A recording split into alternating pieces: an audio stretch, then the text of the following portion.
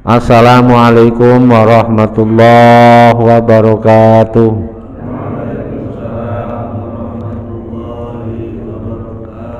Bismillahirrahmanirrahim. Alhamdulillahirabbil alamin. Wa bihi nasta'inu ala umurid dunya waddin. Wassalatu wassalamu ala sayyidina wa maulana Muhammadin khatamil anbiya'i wal mursalin wa ala alihi wa sahbihi ajmain. Qalu subhanaka la ilma lana illa ma 'allamtana innaka antal alimul hakim. Rabbi shrah li sadri wa yassir li amri wahlul 'uqdatam min lisani yafqahu qawli, amma ba'd. Hadirin Bapak Jamaah Talim Masjid Al-Ikhlas Perumahan Gerial Bakwangi 1 Sepatan Timur Tangerang Banten, semua semoga senantiasa dirahmati Allah Subhanahu wa taala. Syukur alhamdulillah, mari kita panjatkan kehadirat Allah atas segala nikmat dan karunia-Nya. Alhamdulillah kita semua dalam keadaan sehat walafiat, panjang umur, bisa hadir di masjid ini untuk melaksanakan sholat maghrib berjamaah dan dilanjutkan kajian taklim di malam ini. Semoga Allah memberikan keberkahan untuk kita semua, amin ya rabbal alamin. Selawat salam semoga tercurahkan kepada baginda Nabi Agung Nabi Muhammad sallallahu alaihi wasallam dengan ucapan Allahumma sholli ala sayyidina Muhammad wa ala ali sayyidina Muhammad. Semoga kita termasuk umatnya yang kelak akan mendapatkan syafaatnya, amin ya rabbal alamin. Hadirin jamaah taklim sekalian, mari kita lanjut taklim malam ini dengan kajian ilmu fikih kitab Fathul Qorib, masih bab hal-hal yang membatalkan sholat. Ini berarti pertemuan yang ketiga nih Pak ya, pertemuan yang ketiga tentang hal-hal yang membatalkan sholat. Kemarin sampai ya wal aklu was surbu, makan dan minum. Makan dan minum kemarin sudah kita sampaikan, cuman belum tuntas Pak ya. Makan dan minum. Wal aklu wasyarabu kasiron, makan minum. Wal aklu lan mangan, wasyarabu lan ngombe, kasiron kang akeh. Kana ono opo al makulu kang den pangan, wal masrufu kang lan kang den ombe, au qalilan kasiron kanal makulu wal masrufu qalilan, au qalilan utawa sithik. Illa ayyakuna kejaba yen to ana sapa as-sakhsu awa-awaan seseorang fi hadis surati ing dalam iki gambaran iku jahilan, bodoh, nggak ngerti, nggak ngerti tahari mandalika ing keharamane al aqlu wasyarab. Jadi untuk hal-hal yang membatalkan sholat berikutnya adalah makan dan minum. Ini kemarin sudah kita sampaikan, makan dan minum ketika dalam sholat. Bagaimana ketika dalam sholat sisa makanan yang masih ada di mulut habis makan, belum kumur-kumurnya belum tuntas. Ketika lagi sholat, di tengah-tengah sholat, lidahnya goyang ke kanan kiri, ke atas ke bawah, nyari-nyari dapat dapat bekas daging itu kambing guling, ya ditelan, batal. Begitu juga habis minum, ya, habis minum, tapi tadi itu minumnya manis banget, enggak dibarengin apa dengan air putih. Ketika sholat masih ada rasa manis-manis, nah itu berarti masuk kategori wal aklu wasyarabu, makan dan minum. Nah kecuali tapi itu sudah mutawatir, makan dan minum pasti membatalkan sholat. Kemudian dalam hal yang lain, hal-hal yang membatalkan puasa juga membatalkan sholat. Dalam keterangan yang lain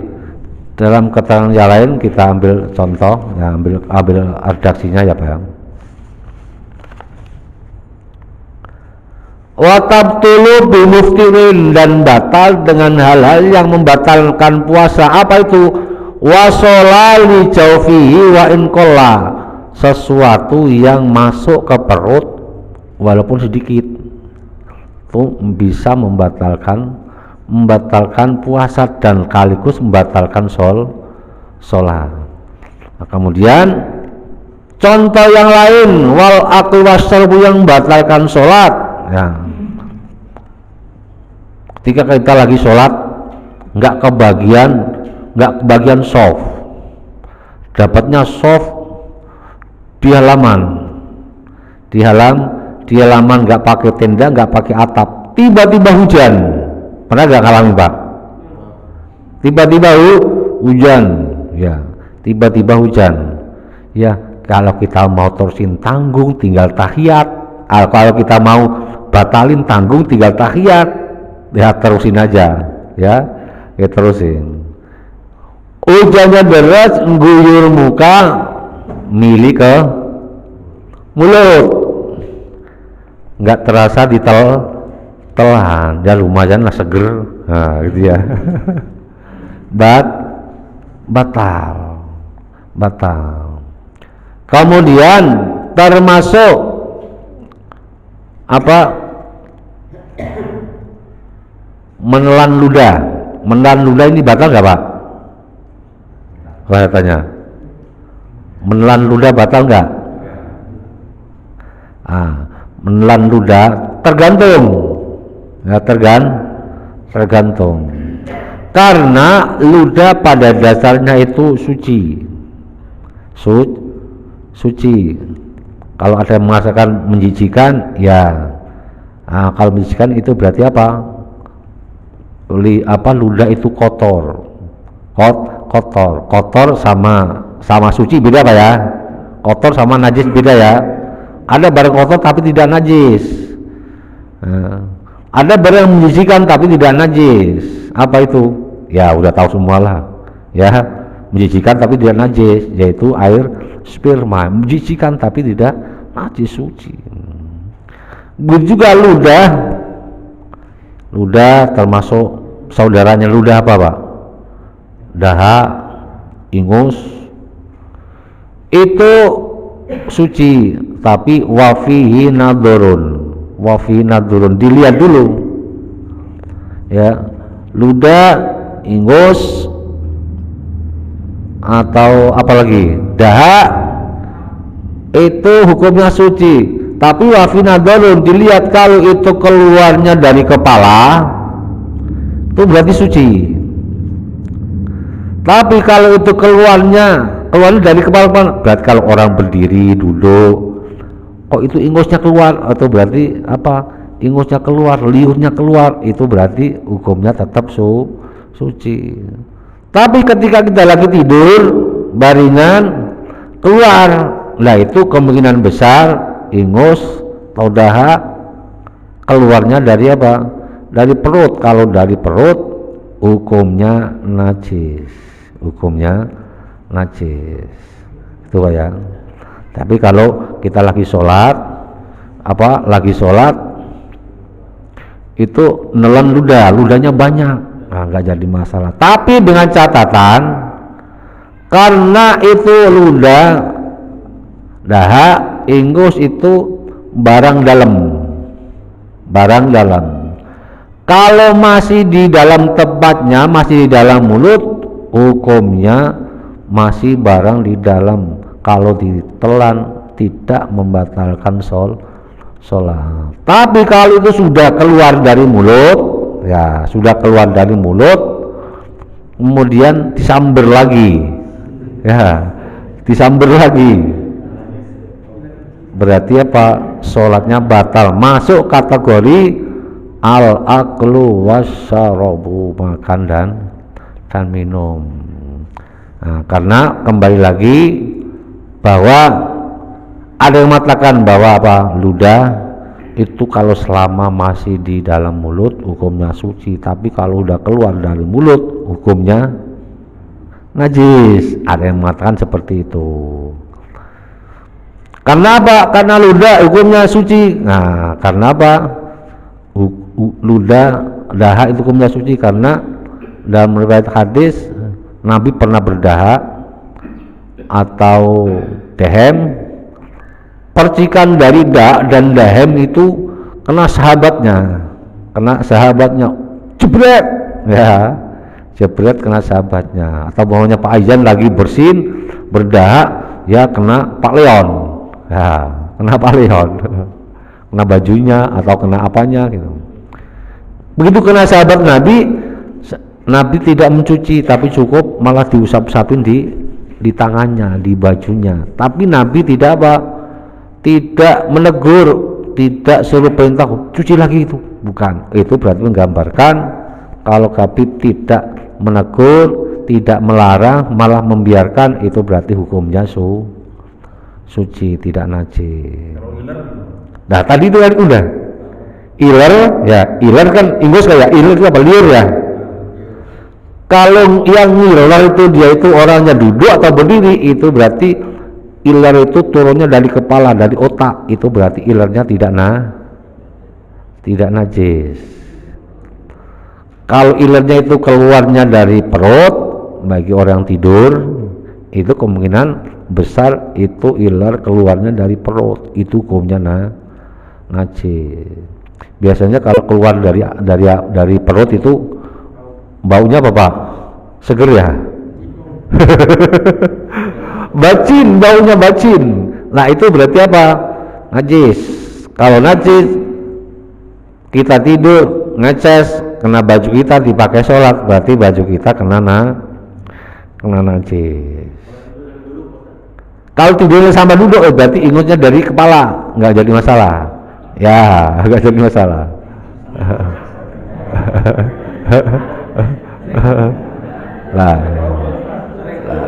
lah umpamanya Pak Eko lagi talim duduk nih ngeces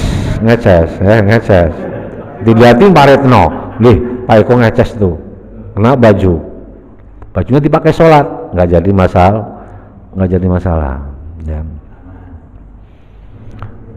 ya sekali lagi ya tadi itu pokoknya yang keluar dari anggota badan. Kalau itu keluar dari apa? Terus ada lidah, ada ludah yang najis. Ada nggak Pak? Coba mikir. Ada nggak lidah yang najis atau dahak yang najis? Ya. Ludah atau dahak yang bercampur dengan darah. Mungkin itu darah dari apa? Dari tenggorokan, atau darah itu keluar dari gusi, ya darah dari gusi itu najis. Umpamanya kita lagi sholat, ini biasanya kan yang merasakan kita sendiri lagi sholat, tadi kan sakit gigi sholat, tiba-tiba giginya keluar darah, rasanya gimana? Asem. Oh ini berarti darah apa dari gusi ini keluar darah bercampur dengan lidah.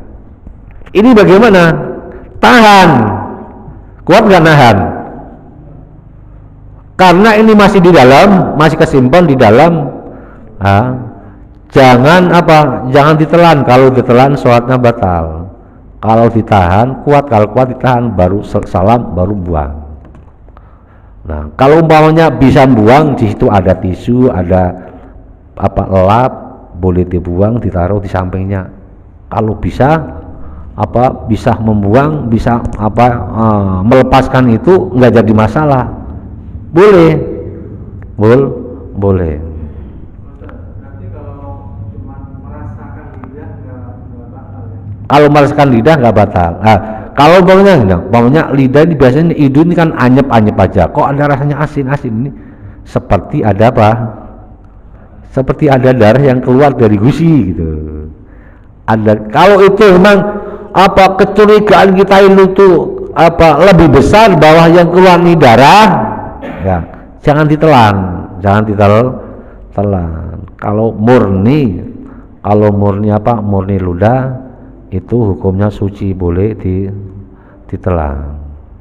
Ini berkaitan dengan puasa juga Ustaz. Kalau misalkan kayak tadi ya dari sholat, terus misalkan Ya. keluar air mata, terus sampai ke Mulut. Ya. Cuman tetap agak berasa, nggak ditelan, cuma agak berasa gitu, asin gitu. Itu Kalau cuma berasa basa-basa bagi orang yang umpamanya puasa kemudian kena hujan, ya. Kalau cuma basa-basa kemudian diludahin nggak jadi masalah, nggak sampai membatalkan puasa. Contoh umpamanya orang puasa nyicipin masakan, rasanya asin, manis, itu kan yang mengecap lidah. Boleh, tapi jangan ditelan. Puasanya tetap boleh, tapi lagi puasa nyicipin. Wah, manis ini. Ya, lumayan lah, telan aja lah. Lumayan buat nyambung puasa. Nggak boleh. Kalau hanya merasakan lewat lidah, nggak ditelan, puasanya tetap sah. Begitu juga tadi seperti orang yang lagi sholat. Karena lidah hukumnya suci, karena itu lidah sekaligus ada yang mengatakan bahwa lidah itu obat, ya Pak ya? Pernah dengar nggak? Lidah itu obat. Nah, lidah itu obat. Kan doanya orang-orang dulu kan dengan baca doa, nggak tahu doa yang dibaca apa, kemudian diludahin sama yang sakit, alhamdulillah sembuh. Ya tapi lihat dulu itu ludahnya dari mulut siapa. Kalau dari mulut Pak Budi mungkin kali ya, sembuh nggak? Sembuh nggak? Diketok malah iya ya. Diketok malah iya. Ya.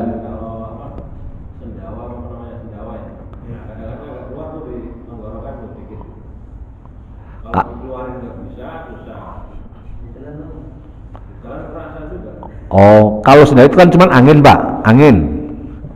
Sendawa itu kan berarti angin ya. tapi ada rasa-rasanya lagi. Ya, benar. Kalau orang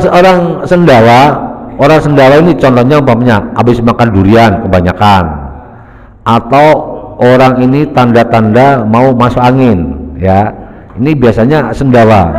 Itu biasa sendawa keluar bau yang enggak enak. Nah, kalau sendawa ya udah lepas saja, itu nggak sampai membatalkan sholat, nggak jadi masalah. Sampai ke karena merasa juga di tenggorokan gitu.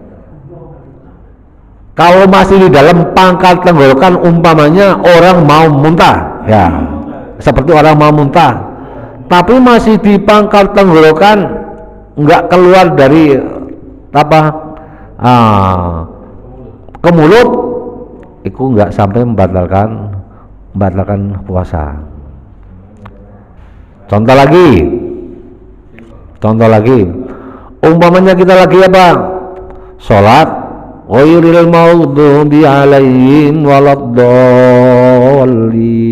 makmumnya baca amin kencang, ada nyamuk masuk, pernah nggak? Enggak nyamuk, kadang laler lagi, ada laler ya, ada nyamuk masuk. Nah itu kalau itu ada barang-barang yang masuk dari luar, harus dikeluarinnya lewat apa? Pokoknya dilepain pelan-pelan. Kalau bagi orang puasa, kalau sampai masuk ke tenggorokan, ya, kalau sampai masuk ke tenggorokan, dimuntahin. Tapi kalau muntahnya enggak sampai apa? Enggak membawa. Kalau dimuntahkan itu, kalau enggak dimuntahkan tidak membawa bahaya, dimuntahkan. Tapi kalau dimuntahkan bahaya enggak usah. Puasanya tetap sah. Puasanya tetap sah. Iya, Pak. Tadi kalau dibilang air apa? Kalau kita buang air kecil itu kan najis. Ya, kalau itu kan cuma cukup dicuci. Nah, terus yang dibilang tadi air apa? Liur. Ya, sperma tadi kan Ya. itu suci. Ya. Nah, kenapa kita harus mandi? Bedanya kenapa itu, Bos? Oh ya, begitu ya. Itu kan suci. Ya. Kita harus mandi. Nah, kembali lagi bahwa sesuatu yang keluar dari anggota badan, yang keluar dari jalan depan maupun belakang itu semuanya najis. Kullu ma kharaja minas sabilaini najsun illal maniyah, kecuali air mani. Kecuali air mani, karena air mani tidak najis. Kalau air mani najis, berarti manusia ini najis. Kemudian cara mensucikannya, kalau umpamanya seorang habis keluar air mani tidak dicuci, nggak jadi masalah. Cara mensucikannya harus dengan mandi besar, gitu ya. Kenapa harus dicuci? Karena itu apa? Kelihatannya apa? Jember, ya. Kelihatannya jember isi kalau nggak dicuci. Kalau umpamanya nggak, contoh umpamanya di baju kita kena bercakan air mani, dipakai sholat boleh, karena air mani tidak termasuk barang najis. Nah, karena apa dicuci? Karena apa? Tadi lama-lama bau, tapi jenisnya lazimnya dia tidak najis. Jadi cara mencucinya itu dia apa? Tidak dicuci, tapi harus cara mencucikan hadas besar harus dengan mandi. Gitu Pak ya. Masuk Pak? Masuk ya. Ya. Kemudian kita lanjutkan. Wal qahqahatu, ketawa. Wal qahqahatu maksudnya ketawa ini wa minhum lan iku setengah sangking mubtilatus sholat man yuk baru anha biddohki, man wong yuk baru kang dianggap kohkoha anha sang kohkoha biddohki kelawan guyu lata-lata. Maksudnya dimaksud apa?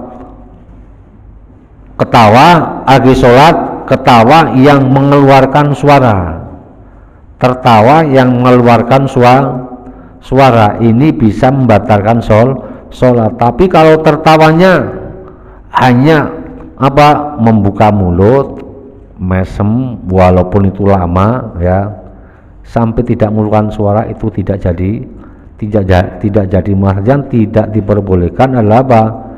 Tertawa mengeluarkan suara, walaupun hanya apa? Satu huruf. Ya, melihat sesuatu yang lucu akhirnya apa?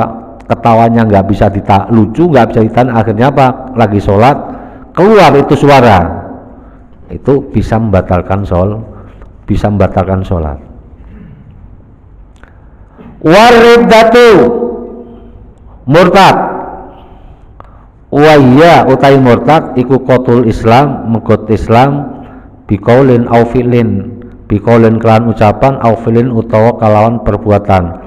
Jadi menurut musonef redaksi ini adalah membatalkan sholat, yang terakhir adalah murtad. Kemudian dalam redaksi yang lain, hal-hal yang membatalkan sholat adalah apa? Biziyadati ruknin, menambah rukun atau mengurangi rukun. Menambah rukun, yang dimaksud menambah rukun itu apa? Menambah rukun Biziyadati ruknin fi'liyin amdan, menambah rukun fi'li tapi dengan disengaja.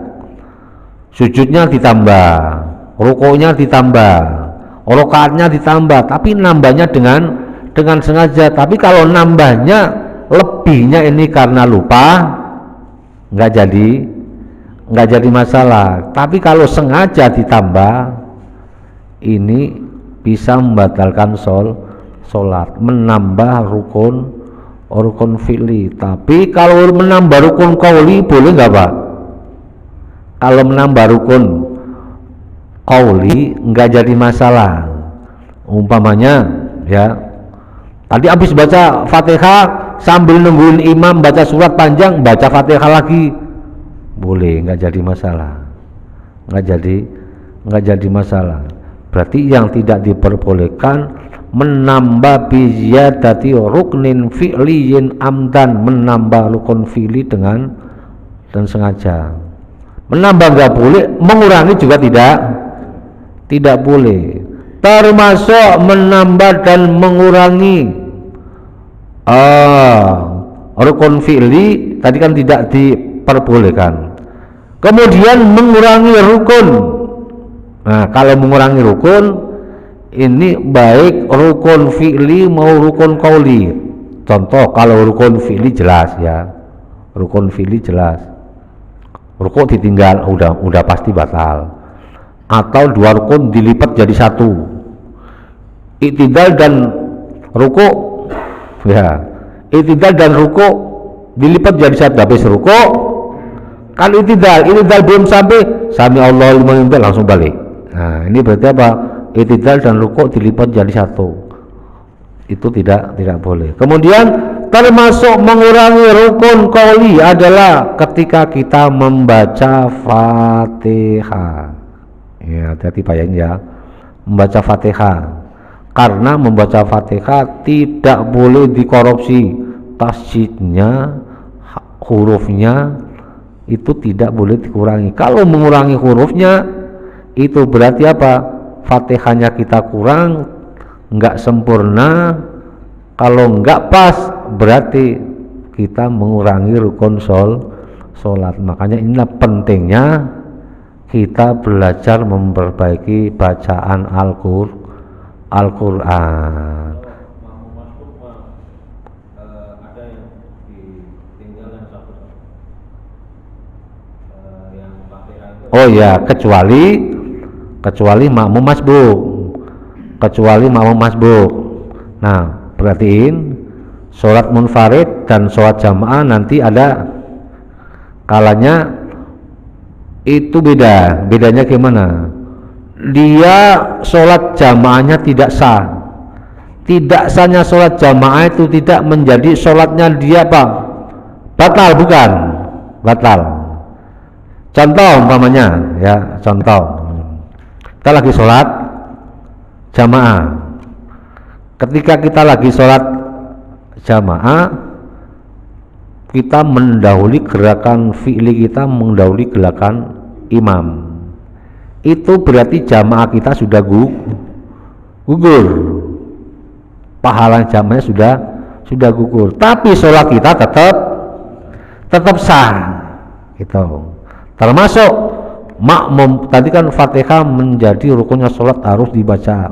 Bagi makmum masbuk boleh tidak membaca Fatihah, merupakan keringanan.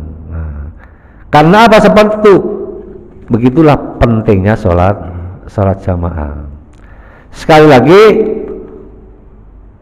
mengurangi rukun sholat termasuk rukun qauli, di antaranya apa? Mengurangi bacaannya Fatihah, mengurangi tasjidnya Fatihah, mengurangi hurufnya Fatihah. Makanya dalam kitab apa itu? Tanwirul Qori itu kitab tajwid tapi bahasanya bahasa Jawa pegon. Ngaji Quran wajib ngadep marang guru. Nah itu Pak ya, itu kitab apa pelajaran tajwid Tanwirul Qori. Ngaji Quran wajib ngadep marang guru, ditajwite kang bener kudu ditiru. Ngaji Quran harus ngadep pada guru, kalau di Indonesia kan harus ngadep pada guru. Yang bagus tajwidnya harus ditiru. Walaupun kita apa? Allahumma sholli wa sallim ala sayyidina wa maulana Muhammadin. Allahumma sholli wa sallim ala sayyidina wa maulana Muhammadin. Jadi baca Quran itu wajib menghadap kepada guru. Yang tajwidnya bagus yang harus ditiru. Walaupun kita mengaji kepada seorang guru, tapi kalau tajwidnya nggak benar, berarti jangan ditiru. Ngaji tajwid kudu ngaji Quran kudu kanthi nganggo tajwid. Lamun ora bacaane morat marit. Ngaji Quran harus dengan pakai tajwid. Kalau tidak, kalau bahasa Indonesianya, ngaji Quran tajwid harus digunakan. Kalau tidak, bacaannya berantakan. Berarti ngaji Quran harus pakai ilmu tajwid. Yang ilmu tajwid ya, kalau nggak pakai ilmu tajwid, bacaannya murat marit. Harus ilmu tajwid digunakan. Kalau nggak digunakan, bacaannya berantakan. Nah, itulah pentingnya kita supaya sholat kita sah, sholat kita bagus, bacaan Qur'annya kita bagus, kita perbaikin bacaan Quran kita, terutama bacaan Fatihah dan bacaan surat yang lain. Karena apa? Bacaan Al-Quran ketika kita di dalam sholat atau bacaan Al-Quran yang kita sampaikan kepada ahli kubur sampai kepada mereka, tapi yang sampai bacaan-bacaan yang baik, yang sesuai dengan bacaan tajwidnya. Oh, ini bacanya bagus, nah conteng. Bacanya nggak bagus, nggak silang. Makanya dalam dua permintaan, jika ada kekurangan, kesalahan huruf Al-Quran yang kita baca, semoga Allah tidak mengurangi pahalanya sedikit pun. Karena ada keterangan yang lain, bacaan Al-Quran yang kita baca apabila itu salah, bacaannya nggak sampai, pahalanya tidak sampai kepada ahli kubur yang kita kirim. Makanya ini termasuk program DKM, ada bacaan taksin Al-Quran. Nah, ini tujuannya apa? Agar bacaan Quran kita ini benar, baik, yang berkaitan dengan sholat kita, gitu Pak ya. Termasuk lagi hal-hal yang membatalkan, sekali lagi tadi, termasuk hal-hal yang membatalkan sholat, mengurangi rukun qauli, diantaranya mengurangi rukun qauli, bacaan Fatihahnya dikurangi, bacaan tahiyatnya dikurangi. Contoh umpamanya dikurangi contoh yang sering kita dengar, bacaan iyyaka na'budu wa iyyaka nasta'in, itu kan pakai tajwid. Iyyaka na'budu wa iyyaka nasta'in, hanya kepada Engkau kami menyembah dan hanya kepada Engkau kami minta pertolongan. Kalau tajwidnya dikurangin, iyyaka na'budu, iyyaka artinya apa? Dhau'us syamsi, cahaya sinar matahari. Akhirnya apa? Artinya apa? kepada sinar matahari aku menyembah dan kepada sinar matahari aku minta pertolongan. Yaitu masuk kategori itu apa? Tadi itu yang terakhir apa Pak? Murtad, kan bahaya. Padahal cuma apa? Beda tasdid. Kalau iyaka hanya kepada engkau Allah, jadi khitabnya kepada Allah. Kalau tanpa tasdid, iyaka artinya apa? Matahari. Artinya dalam kitab apa Fathul Mu'in itu artinya apa? Iyaka artinya dau'us syamsi, sinar matahari. Berarti kita menyembah kepada sinar matahari seperti orang Jepang, seperti orang Jepang. Itulah pentingnya kita taklim, pentingnya kita belajar. Kemudian termasuk menjaga bacaan Fatihah, itu juga harus menjaga bacaan Fatihah supaya bacanya tartil. Mbak Barga ada pertanyaan, monggo. Kalau tadi itu bicara mendahului imam ya. Iya. Kan saya sih sering kasus-kasus terjadi sih. Imam saat baca Fatihah sebelum walau itu selesai sudah ada yang dua gitu. Itu apa termasuk mendahului apa namanya? Kalau itu kan sunnah. Kalau bacaan tamin kan sunnah, nggak jadi masalah. Sama satu lagi yang salam. Salam itu imam sebelum wabarakatuh belum selesai sudah ada yang ngikutin salam juga gitu. Nah, makanya itu ya. Gimana kalau salam orang makmum mendahului imam? Itu berarti apa? Jadi apa itu tata caranya? Ketika assalamualaikum warahmatullah, baru makmum mengikuti assalamualaikum warahmatullah. Barengin imam pun tidak boleh, harus sesudah imam. Apalagi mendahului imam. Kalau sampai seperti itu apa? Sholatnya tetap sah, cuman jamaahnya pahalanya yang hilang. Termasuk tadi apa? Mendahului gerakan imam. Kemudian barisnya apa? Bukan sejajar. Kalau sejajar masih apa? Kalau sejajar masih aman, tapi tidak bisa menjaga. Bisa enggak menjaga sampai akhirnya itu aman, sejajar terus? Kalau sampai bisa barisnya mendahului imam, itu sama juga apa? Jamaahnya dia batal. Yang batal siapa? Yang batal makmumnya. Nah, kalau makmumnya cuma satu, ya jamaahnya nggak jadi. Kalau makmumnya cuma satu, kalau makmumnya banyak, berarti dia sendiri yang batal jamaahnya. Berarti kalau kita dalam suatu jamaah yang kita mendahului imam ini dalam rukun, itu tidak diperbolehkan, mengakibatkan jamaah kita sia-sia. Tapi kalau kita mendahului hal sunat atau umpamah menambah halan sunat, contoh umpamanya ketika rakaat awal kita yang disunatkan mengangkat tangan ketika takbir Allahu Akbar. Kemudian ketika mau ruku mengangkat tangan, mau ruku Allahu Akbar, sami Allahu liman hamidah, angkat tangan juga. Kemudian bangun dari tahiyat awal mengangkat tangan. Itu kan termasuk sunat.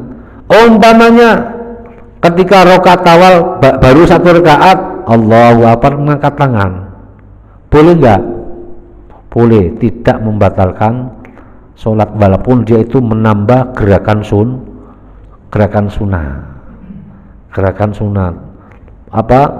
Maksudnya apa? Bolehnya dia tidak mendapat pahala dan tidak merusak batalnya sholat. Ya, mungkin ada pertanyaan lagi? Ya. Berkaitan dengan pergerakan imam. Kalau ada ketentuan nggak kalau misalkan bahwa imam itu harus mengikuti terutama pada saat ucapan dari imam Allahu Akbar ya.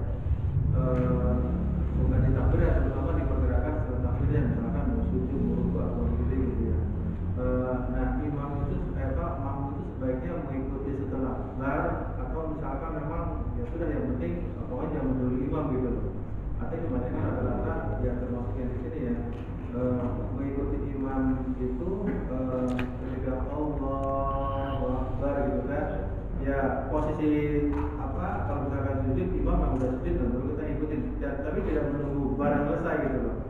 Nah, apa ada nggak baiknya gimana gitu? Apa tetap seperti itu? Ya, sekali lagi bahwa dalam sholat jamaah semua gerakan makmum tidak boleh mendahului imam. Kalau bareng persis masih aman, ya. Tapi tidak amannya apa? Khawatirnya karena itu dia bersama gerakannya imam, dikhawatirkan apa? Ada sedikit celah dia mendahului imam. Makanya si imam memberikan apa? Komando, yaitu takbir intiqalnya kudu kencang, kudu kencang Allahu Akbar. Begitu juga dalam takbiratul ihram, makmum juga enggak boleh mendahului takbiratul ihramnya imam. Setelah imam takbir Allahu Akbar baru makmum takbiratul ihram. Begitu juga takbir intikal. Tujuannya apa? Takbir intikal itu memberi aba-aba kalau ini sudah ganti rukun, dari rukuk ke sujud, dari rukuk tidak, dari idal ke sujud, dan begitu dan seterusnya. Terus yang berkaitan dengan itu tujuannya apa? Supaya dalam sholat jamaah itu tertib. Itu Pak ya. Sebaiknya kita ikuti imam itu pada saat ucapan barnya boleh kita gerak, atau misalkan yang penting tidak peduli imam aja pergerakannya gitu. Enggak harus mengikuti, penting imam sudah bergerak boleh langsung makmum mengikuti, enggak jadi masalah ya. Gitu Pak ya. Pak Widodo.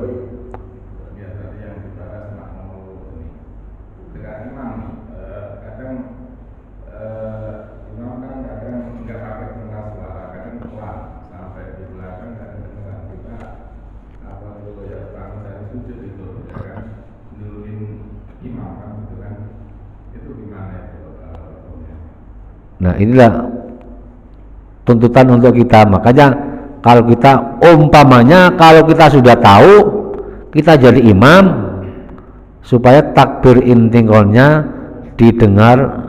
bisa didengar makmum, supaya makmumnya tidak bingung. Allahu Akbar ya, mau bangun dari sujud, imamnya sudah bangun belum? Nah, sudah bangun belum kan gitu ya. Ini benar imamnya sujud lama, ini masih napas apa enggak ini? Imamnya masih napas enggak ini? Nah, khawatirnya seperti itu.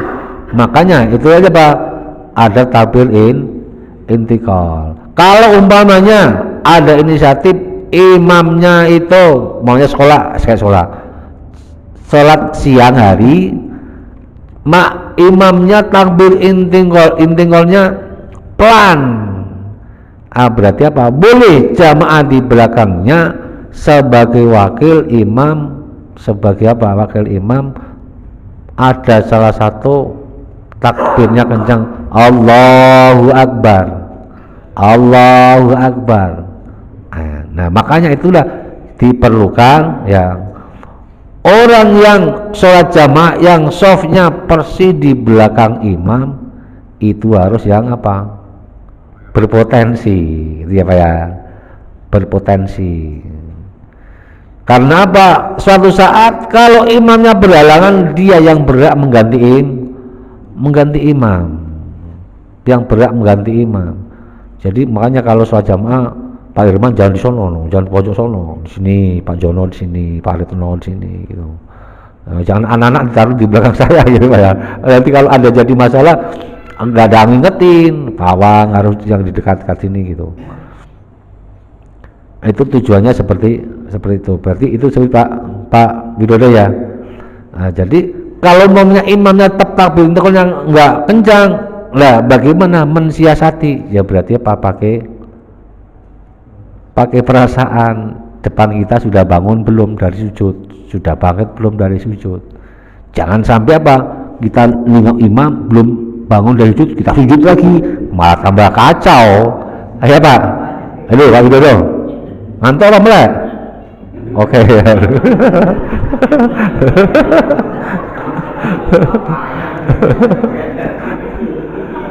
Ya mungkin itu yang dapat kami sampaikan.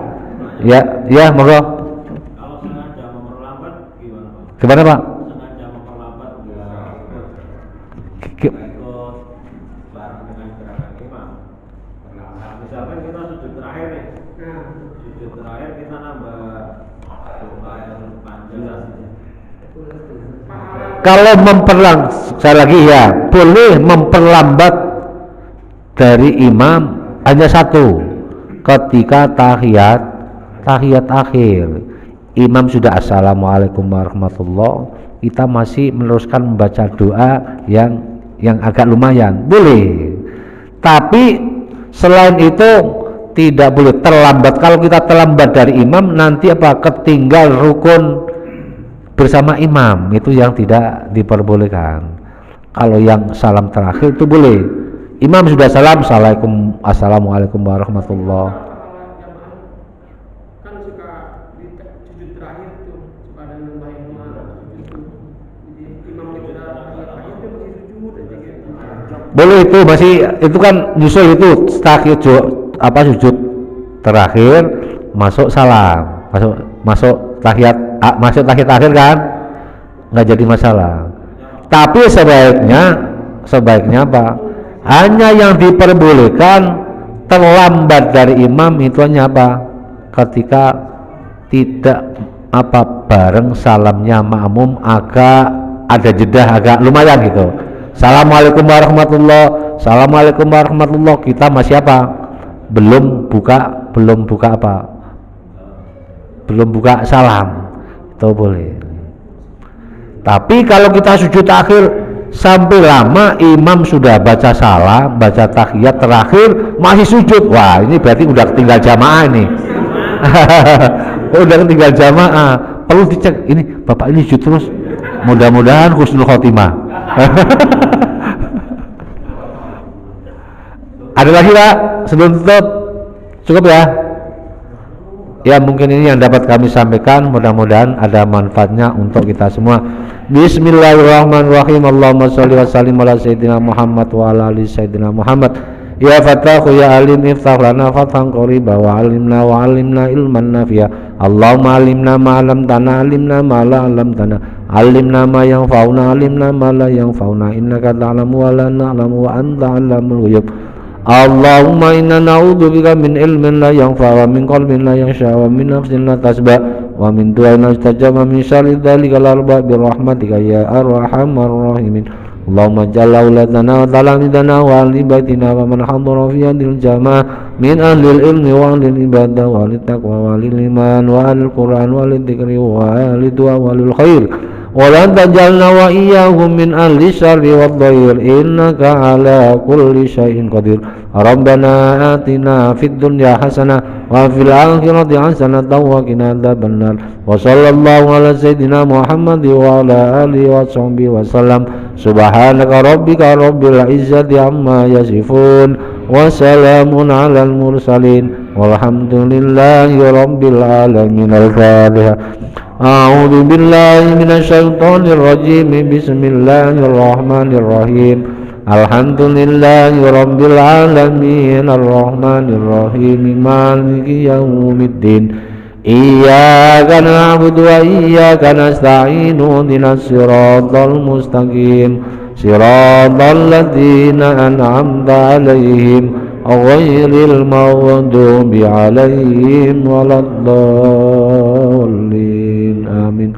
Kurang lebihnya mohon maaf, billahi taufik wal hidayah. Wassalamualaikum warahmatullahi wabarakatuh.